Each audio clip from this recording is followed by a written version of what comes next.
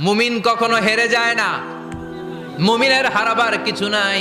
মুমিনের জীবনে যদি আনন্দ আসে, মুমিন শুকরিয়া করে, শুকরিয়া করলে সওয়াব আছে না নাই?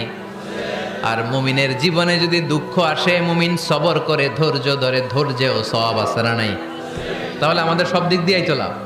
আনন্দের দিনগুলাতে শুকরিয়া করব, আর দুঃখের দিনগুলাতে ধৈর্য ধরবো। দুইটার মধ্যে সওয়াব আছে না নাই?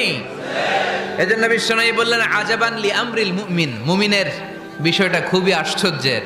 ফাইন আসাবাতহু সাররাউন শাকারা, মুমিন যদি আনন্দে থাকে সে শুকরিয়া করে, শুকরিয়া করলে লাভ আছে না নাই? ওয়াইন আসাবাতহু দাররাউন সাবারা, আর দুঃখে পড়লে সে সবর করে, ধৈর্য ধরে, ধৈর্য ধরলে সওয়াব আছে না নাই? তার মানে আমাদের হারাবার কিছু আছে। মাঝে মাঝে আল্লাহ আমাদেরকে দুঃখ কষ্ট দিয়ে পরীক্ষা করতে চান, এগুলো আমাদের জন্য খারাপ নয়। এই দুঃখ কষ্ট বিপদ আমাদের কোমরকে সোজা করে, আমাদের পায়ের